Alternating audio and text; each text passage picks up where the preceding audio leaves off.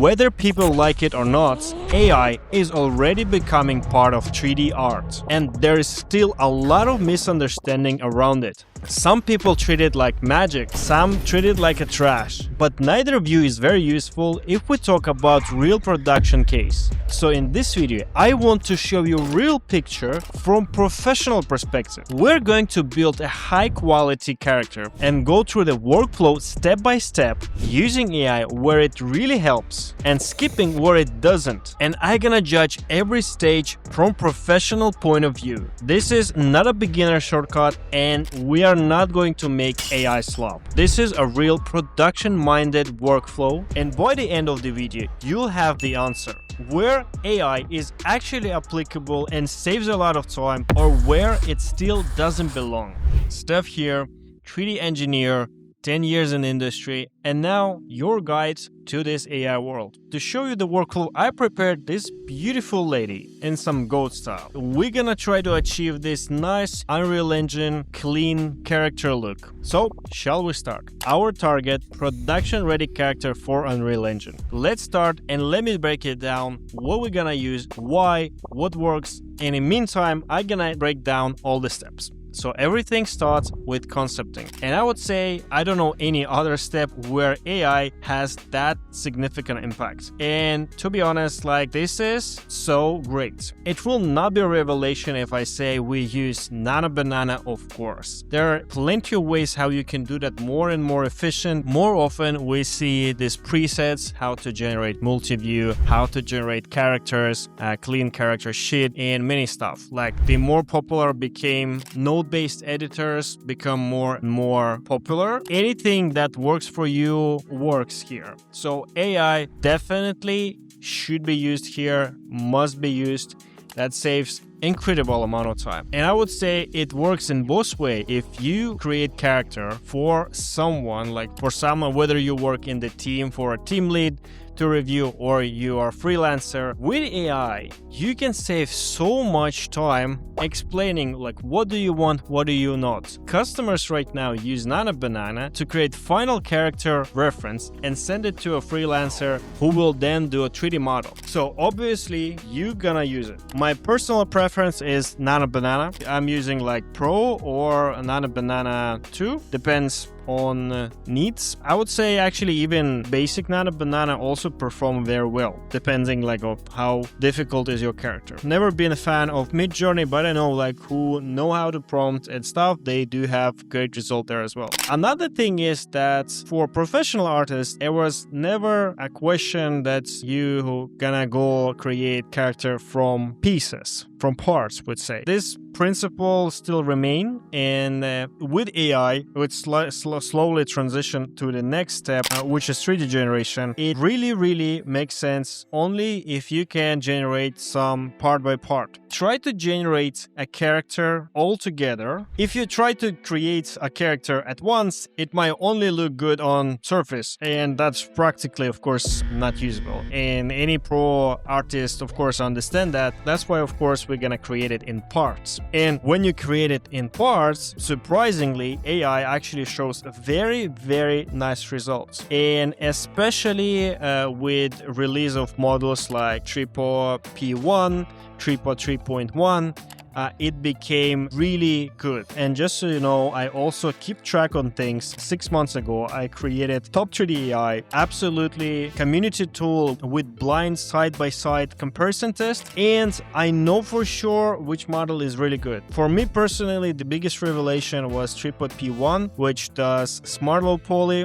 which does really good topology, and I were able to create assets almost with 0 edits. Of course, that's a cherry pick. Normally, that will not happen like that. And realistically, you do retry quite few times whenever you create model, but you check the mesh and you can see all these examples on your screen. This is amazing. I mean, some stuff like knives, small dresses, corsets, heads, hairs, hats, roses even, they were generated almost nicely. The workflow that we use right now is following. We created high poly, we created low poly. There are retopology features available, and you can basically right there in 3D AI create high poly, poly, do a reduction when you're happy with the shape, and move on. Eventually, from professional point of view, you do not expect it to be perfect, because that's not a problem to fix. You need a starting point. The closer it is, the better. Well, does it save time to use it? I mean, of course, yes. It is incredible. And again, it saves time both on high poly, and now it actually approaching this sacred lands of low poly, retopology, topology. I'm telling you, it's happening. And it's hard to believe even for me, but I keep track on it, and you can go by yourself and check. Again, on top 3D AI, there's low poly mod. You can either in compare on battle mode, you can see how far it goes on different objects. And again, it's way better than it was. Sometimes you cannot guess whether it's human created or AI. So for generation, my conclusion, and all my team and other professional 3D artists that I was talking to 100% agree, it makes sense. For high poly completely, for low poly not that good, but also very good as a base. So as a result of generations, here's what we have. We do have high poly with all these details, and we do have low poly created also with AI. Not perfect, but we'll totally fine. Now it's time to process that. So as a next step, we need to assemble all parts together and prepare for the next steps. I figure out that sculpting mode works a lot. So here you will see the workflow in ZBrush. Personally, I like also Blender, and I think like Blender is easier for the beginner. That's why I show it on my other videos. Professionally, it doesn't matter where you're gonna do sculpting, ZBrush, Blender, etc. We just work with the high poly. And also what you're gonna see that we take high poly, low poly together, so we morph them sort of like together so we can later do baking. But we first need to assemble things together, right? At this stage, I would say you're addressing all the AI imperfections. Are they imperfections? Yes, they are. And sometimes less, sometimes more. For high poly, again, like some text, some patterns, they might be quite obscure, right? Accuracy, especially on very small details, it's definitely not AI. It's generative.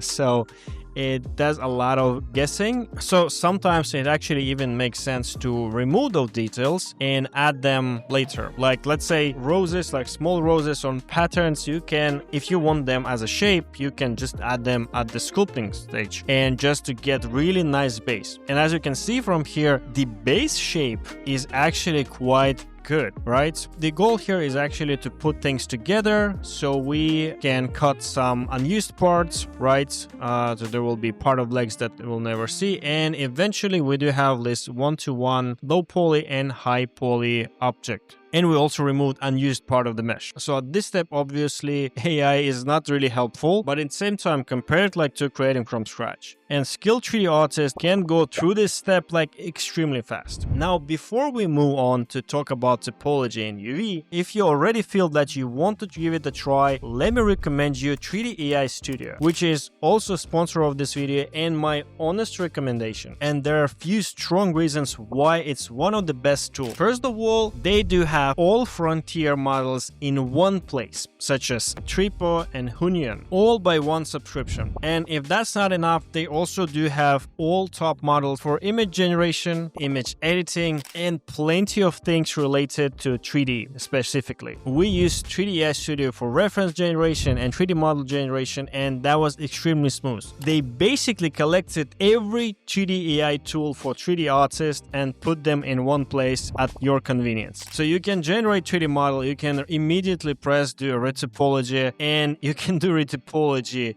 with Tripo, with Hunyan, and other options like remesh and stuff, all in one place, one subscription, mesh segmentation, texture editing, texture painter, smart low poly, you name it. And in the description, you will get special promo code from me. And the next step is Topology, retopology. And for me, it used to be the longest part. But recently, with release of P1 and other low poly models, and again, that happened just this year, guys. And if you think that you can't believe that that's real, well, again, all this release releases of all the models that we're using here happened just this year, some in January, February. The recent P1 was just last month, and they are really good. I was really surprised how good P1 is good for faces. Like, look, these eyelashes are created as a one plane, and that's like AI result. Can you believe that? I even got result when it creates like whole mouth, tongue, and teeth with AI as separate meshes. So you basically can select them by UV or by normal, and it will select whole thing. I think that's insane. But of course, it's not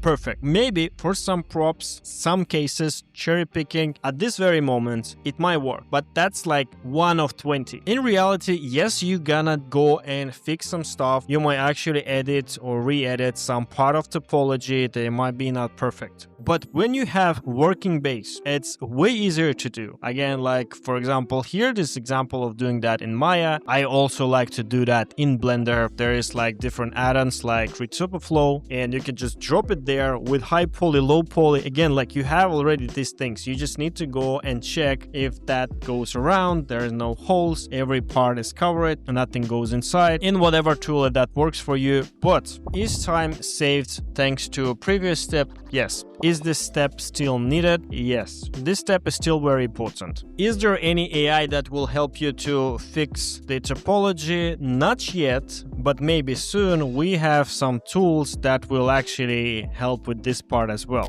such as this promising Generative AI, not yet released, but they were teasing something absolutely insane. Like you draw lines and then the topology is built around. Let's hope for the best. Next sacred area is UV mapping. And for this one, we actually have one very interesting tool in Hunyan. They are probably the only one who do AI UV. It's probably the only AI UV that I know right now. And what it does actually is that you can drop your model or you can generate the model here and then unwrap. Practically, you never follow this workflow because you first need to fix that topology and then you can drop it here and do some UV. How good it is? Well, it's absolutely random. And again, from our test, for complex characters, head and stuff, not really working. It can, but it's not really working, and it's very easier to do some seams manually, especially if you do have good retopology, and you just do that like in whatever software you use, Maya, Blender, etc. And there's a lot of add-ons, of course, like if you're a pro, you do have like quite a lot of stuff like UV, Packmaster, whatever, you name it. And manually will be just faster. But for some assets, static props, it can give like surprisingly good results. Sometimes absolute mess like this, for example, but sometimes like, yeah, you can create it, and for some environment assets, that's just done. Just UV, ready for baking, for processing, not much. However, it's very experimental. Practical use, I would say 2 out of 10. However, just last week, we got paper called Mesh Tailor, which actually brings hope that we'll have something incredible. From their sneak peek, it looks insane. They basically teach AI, think like a human, to do these seams and unwrap meshes. It's not yet released, but as soon as it will be available, I'm gonna test it and make a video about it. So guys, like and subscribe to not miss it out. And if you guys don't know, every AI generated under the hood, they use X-Atlas automatic UV unwrap, which is similar as like, I don't know, smart UV projection in Blender or angle-based projection in Blender. And this is absolutely random. I mean, for some complex objects, it will give you just like thousands of islands. Yeah, that's of course is not gonna count. Right now, no practical solution, but we do have a hope that there will be very amazing tools. Next step will be baking, of course. And here, right away, there is no solutions. I don't even know like if that will be handled in any AI way. I think that will be just replace it with a generation. So like ambient occlusion, normal map, or other stuff will be just generated instead of baked. I also saw some tools offer baking. They offer like automatic optimization. There is like a Modif tool, or like in 3D AI Studio, you also can do that, but it's not gonna work, right? You'll have a lot of artifacts. If you ever worked with complex character, you know that setting the cage is quite annoying sometimes, and you'll really need to know like what you're going to do, and you really need to know the basics to do it right. right. And again, like this very important step, this ambient occlusion, normal map, super important, gives a lot. You cannot skip them. And this is also the reason why practically you always create in high poly and low poly. So you can do baking nicely. You can drop details like on the high poly and then bake them on the low poly. So honest solution, we cannot skip this way. You have to learn it right now. It's a very, very useful, very important step. But when we are going to texturing, painting and stuff like that, we do have quite curious observations. And one of my biggest findings, it is texturing tool built by one developer. Can you imagine? And this guy is really passionate and he did like an amazing job. Like you can do that texturing takes into account the normal map that is on your object. And just look how cool it is. I just wonder like why some Sculpting painter or stuff like that do not have this already available. Under the hood, he doesn't even use Nano Banana 2 or Pro to get this amazing result. You can see like the generations happens almost instant and they gives very nice results. Like there is like one image, LoRa's, a lot of different approaches that can give this result. And again, like you added layer by layer, they fits very nicely. You can actually drop any object and texture it here, which is absolutely cool. Yes, it requires different mindset. So I spent quite a lot of time in Modif and it really depends on how good your reference are. If you understand how to create reference like multi-views, when to use them, etc., you get amazing results. This is for sure one of the biggest findings, and this is important. Creating a color map really makes sense with AI tools. Again, Modif is very good for manual stuff. I also recommend to try texture generation and Prism, which is like also Tripo. Very, very, very good results. Like for some props or simple objects, it will be better than Modif if we're talking about at once. But Modif is good if you're going like to go step by step. So really recommend to try texturing, especially Prism or Tripo texturing, which is basically the same. And you guys definitely gonna be surprised that there is already a feature that you can generate normal map. It is normal map completely based, generated from, but still this is very impressive. It actually works as regular normal map. And yeah, this is an example from developer that you can create something like that. Super cool. The problem for most of 3D artists is that they are not used to think this way, right? It's like completely different way of thinking that you basically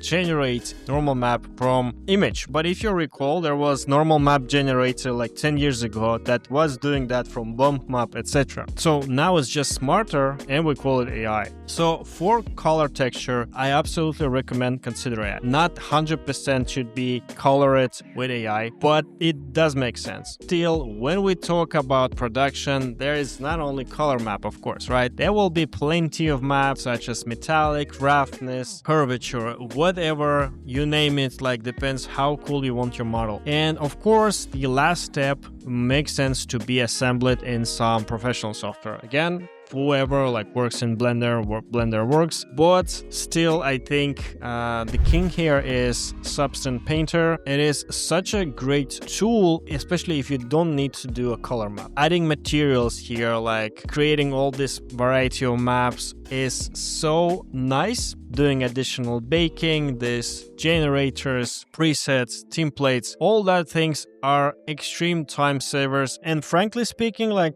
professional 3D artists knowing how to work in Sculpting Painter will simply outperform anyone who will try to do anything with AI. There are PBR generator on these AI tools and they can drop your model, you can create PBR, but that is complete random, practically not really usable. Can be good results sometimes for, again, like 1 of 20 can do the job. I mean, you basically always see the cherry picking. Some people think that is absolute trash. That's also not true. It might be very good soon, but again, it's more than just even normal map and roughness map, right? This is all together. Let's say on Tripo there is like PBR texture generation. On Tripo there is texture generator, PBR generator, but it doesn't take into account normal map, right? So like it only takes into account like mesh. So there are some stuff like that. Finalization step for texturing, color texture can be outsourced for AI or together with AI tools. For achieving this production ready look, you'll need that skill, you'll need that professional tools like Substance Painter. Definitely need to know how to bake all of that stuff. That's not replace it. I'm not saying in that next year. We do have AI impact, but only for color texture, a little bit on normal,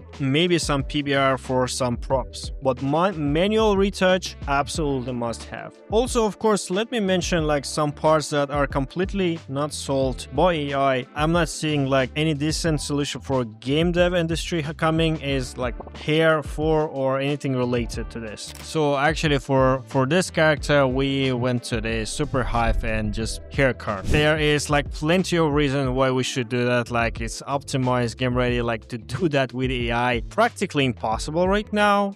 Maybe like generating some textures, as you might guess, the least of the problem. It's like about how you put the hair card together, like make it optimized and stuff. It's not like nothing completely exists. I mean, someone actually trying to solve that. There is a very interesting paper called Neural Fur, which was again released like just recently. They do show something interesting, but let's see. Hair is like more of a animal fur, but better than nothing. So if some of you earn money by creating hair cards, you guys are quite safe for next year's. And just like this, we have this amazing lady come to life. Here guys, you can see everything about it. Like you can see the wireframe, you can see the textures, you can see the final render, and I'm really curious like what you think about it. So of course that is only possible to manual refinements and that is made by professionals, of course. But it was made at least 5 times faster than it usually is. 3 years ago, creating such character might take up to 2 weeks.